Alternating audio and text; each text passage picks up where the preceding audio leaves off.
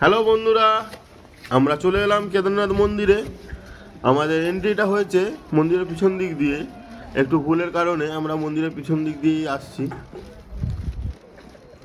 হ্যাঁ, আমরা মন্দিরের পিছন দিক দিয়েই ঢুকছি। তোমাদেরকে দেখাবো মন্দিরের পিছনেই আছে ভীমশিলা। ওই যে সামনে দেখতে পাচ্ছ কিনা জানি না, মন্দিরটার পিছনেই দেখো একটা বড় পাথর শুয়ে থাকার মতো অবস্থায় আছে, ওটাই হলো ভীমশিলা।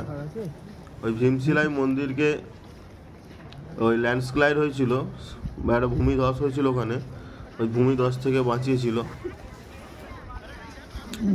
ওর পর থেকেই ওটাকে ভীমশিলা বলে আখ্যায়িত করা হয় এবং মন্দিরকে রক্ষা করার কারণে ওকে ভীমশিলা নাম দেওয়া হয়েছিল। এবং ভীমশিলার কাছে অনেকেই তার মনস্কামনার জন্য মান্যত করে, পুজো দেয়। ওই যে সামনে দেখছো তোমরা ভীমশিলা, সবাই ভীমশিলার সামনে দাঁড়িয়ে আছে। এরপর আমরা আস্তে আস্তে মন্দিরের সামনের দিকে এগোচ্ছি, তোমাদেরকে দেখাচ্ছি এবং সামনের দিকে এগোচ্ছি আমরা মন্দিরের।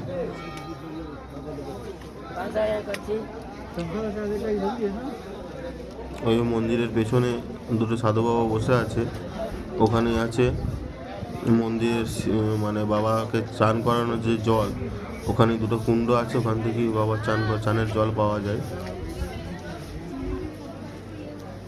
আস্তে আস্তে আমরা মন্দিরের সামনের দিকে যাচ্ছি। এটা হলো মন্দিরে পুজো দিয়ে বেরিয়ে আসার পথ, মানে এক্সিট পথ।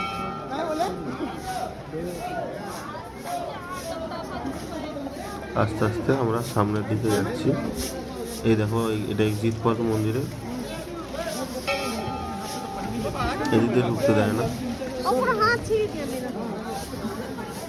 দেখো সবাই বাবার কাছে এসেছে, বাবার স্থানে। সঙ্গে তো প্রচুর বরফ পড়ছে, ঠান্ডাটা একদম বলার মতোই নয়। দেখতে পাচ্ছ তোমরা, বরফ পড়ছে। এই দেখো মন্দিরের সামনে চলে এলাম, দেখো তোমরা ভালো করে মন্দিরটি।